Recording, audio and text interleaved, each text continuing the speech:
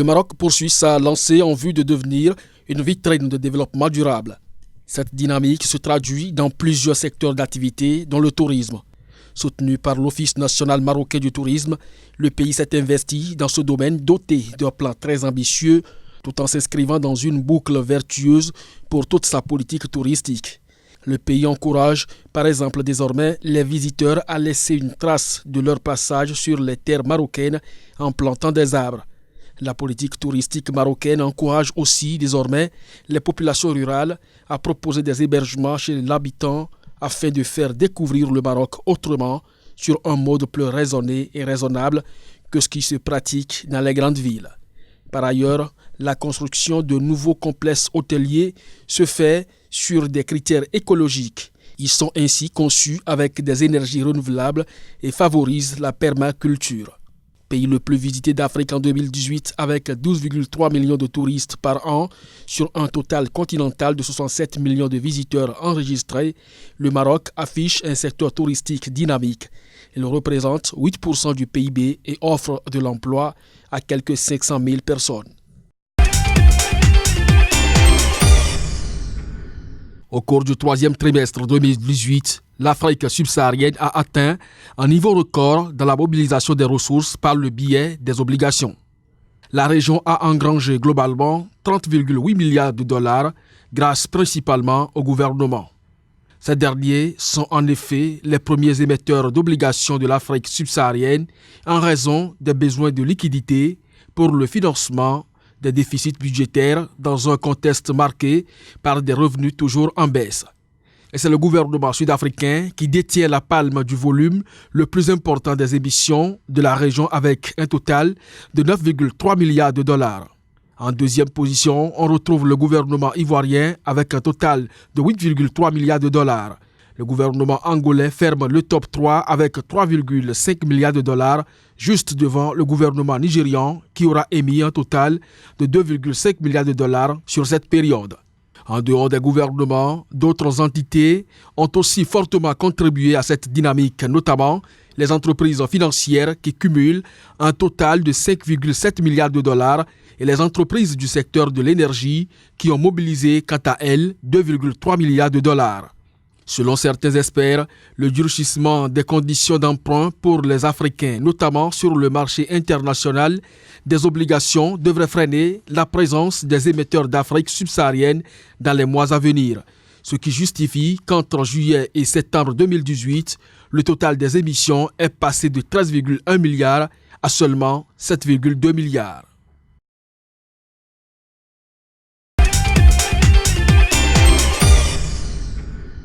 Le gouvernement ivoirien donne un coup de pouce à la promotion de l'entrepreneuriat en Côte d'Ivoire. C'est à travers un nouveau fonds de prêt de 20 milliards de francs CFA. Il est destiné aux entrepreneurs et aux micro-entreprises et devrait permettre aux bénéficiaires d'obtenir plus facilement des prêts et des équipements pour le fonctionnement de leurs entreprises. Le nouveau fonds devrait par ailleurs permettre d'appuyer les actions de l'agence Côte d'Ivoire PME mise en place pour accompagner les entreprises ivoiriennes nouvellement créées avec, entre autres, pour mission de concevoir un programme de formation continue pour l'ensemble des entreprises sur des thématiques particulières. Le nouveau fonds d'appui à l'entrepreneuriat ivoirien vise en outre l'instauration d'un statut de l'entrepreneur afin de permettre à l'Ivoirien qui n'a pas de grands moyens et n'a pas besoin d'un grand financement de prendre son envol et d'évoluer progressivement.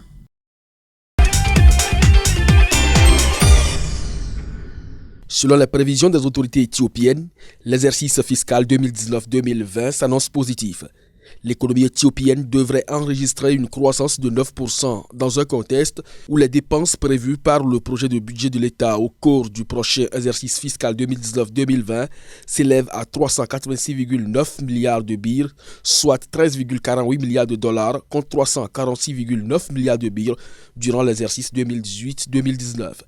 L'estimation des autorités éthiopiennes est jugée ambitieuse par les analystes. Selon ces derniers, les projections du gouvernement éthiopien seraient basées sur des facteurs tels que le sentiment positif des investisseurs dans un environnement réglementaire plus favorable aux entreprises à travers lequel Addis Abeba espère clairement compenser la réduction des investissements publics dans les infrastructures qui ont été un important moteur de la croissance du pays au cours de ces dernières années.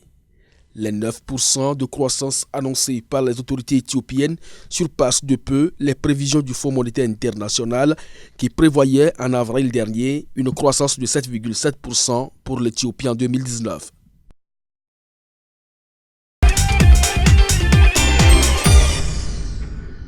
Malgré une tendance baissière observée au plan mondial à moins 13%, les investissements directs étrangers ont progressé de 11% en Afrique en 2018 pour s'établir à 46 milliards de dollars. Selon la Conférence des Nations Unies sur le commerce et le développement, cette performance est motivée par la hausse de la demande et des prix de certains produits de base, ainsi que la croissance des investissements non liés à l'exploitation des ressources naturelles dans d'autres économies africaines. Spécifiquement, l'Égypte reste le premier destinataire des IDE en Afrique, avec 6,8 milliards de dollars en 2018, en baisse de 8% par rapport à 2017. L'Afrique du Sud arrive en deuxième position avec 5,3 milliards de dollars d'IDE reçus en 2018. La nation arc-en-ciel est suivie de la République démocratique du Congo qui occupe la troisième marche du podium à l'échelle africaine avec un total de 4,3 milliards de dollars d'IDE reçus l'an dernier. La République démocratique du Congo devance ainsi le Maroc, 3,6 milliards de dollars et l'Éthiopie, 3,3 milliards de dollars. Globalement, l'Afrique du Nord a reçu des investissements directs étrangers de 14 milliards de dollars en 2018, soit une hausse de 7% par rapport à 2017, grâce notamment aux bonnes performances de l'Égypte et du Maroc. L'Afrique subsaharienne a quant à elle capté 32 milliards de dollars d'IDE en hausse de 13%. En ce qui concerne l'Afrique de l'Est, elle a drainé 9 milliards de dollars d'IDE portés par l'Éthiopie, premier destinataire d'IDE dans cette sous-région. Enfin, en Afrique de l'Ouest, le montant global des IDE a baissé de 15% en 2018 à 9,6 milliards de dollars en raison notamment des mauvaises performances du Nigeria, moins 43%, et du Ghana, moins 8%.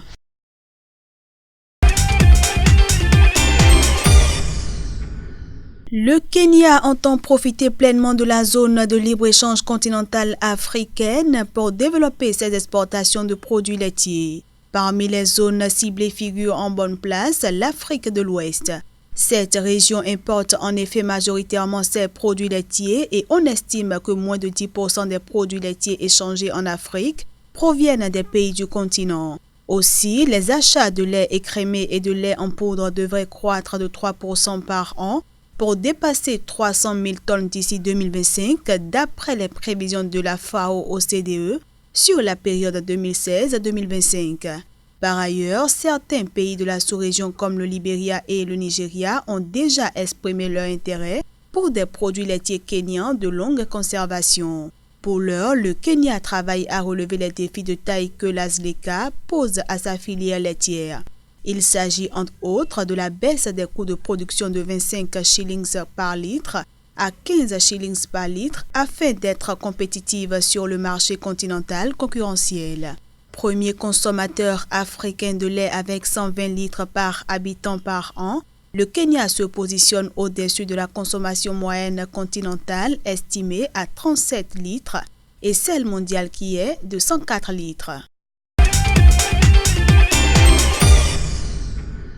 Le Mozambique pourrait-il redevenir le premier producteur mondial de la noix de cajou?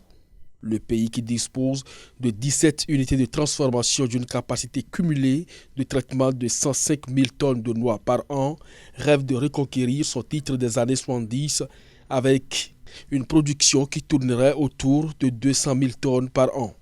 Les autorités mozambicaines se donnent 5 ans pour atteindre à nouveau ce niveau de production dans un contexte où la récolte 2018-2019 a atteint sa 42 000 tonnes.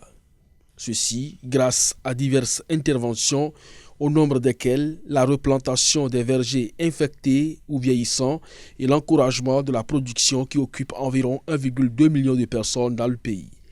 Et déjà, Un programme de pulvérisation de 5,5 millions d'anarcadiers est actuellement en cours dans le pays afin de lutter contre les organismes nuisibles et les maladies également. Le pays a reçu une ligne de crédit d'environ 970 millions de dollars de la part de l'USAID destinée à inciter la production commerciale de la matière première.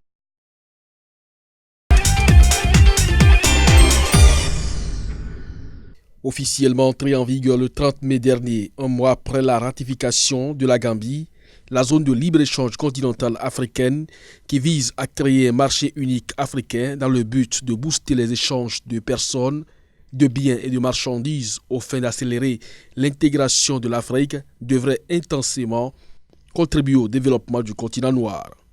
Selon la directrice de la recherche à la Banque africaine de développement, l'Afrique centrale devrait très largement tirer profit de ce nouvel instrument. En effet, cette région pourrait voir son revenu réel augmenter jusqu'à 7% avec la mise en place de la zone de libre-échange continentale africaine. L'Afrique centrale devancera ainsi l'Afrique de l'Est, région la plus performante du continent en termes du PIB, qui devrait enregistrer une hausse d'environ 4,2% de son revenu réel. L'Afrique du Nord devrait pour sa part se positionner en troisième position. La mise en place de la zone de libre-échange continentale africaine devrait aussi permettre au continent noir d'atteindre les objectifs de 4% à 6% de croissance nécessaires pour lui permettre de résorber le chômage à travers la création de millions d'emplois. «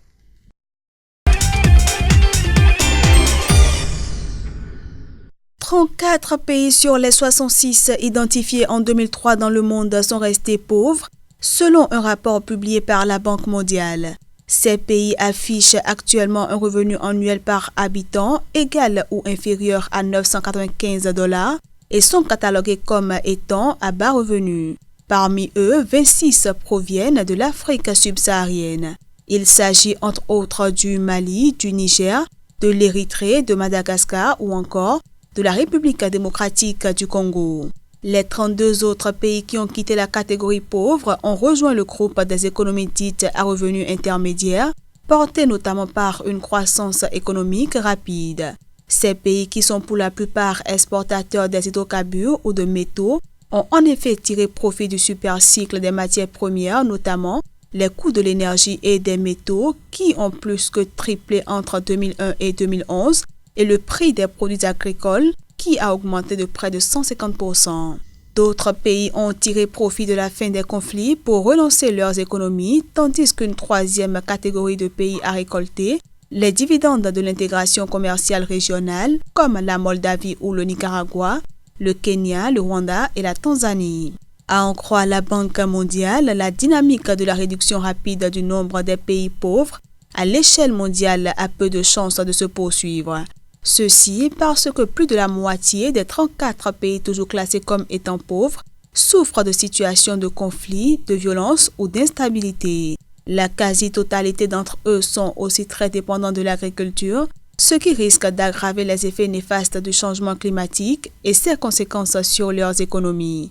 À tout cela s'ajoutent des niveaux d'endettement en constante hausse, le ralentissement de l'économie mondiale et la faiblesse des gouvernements locaux.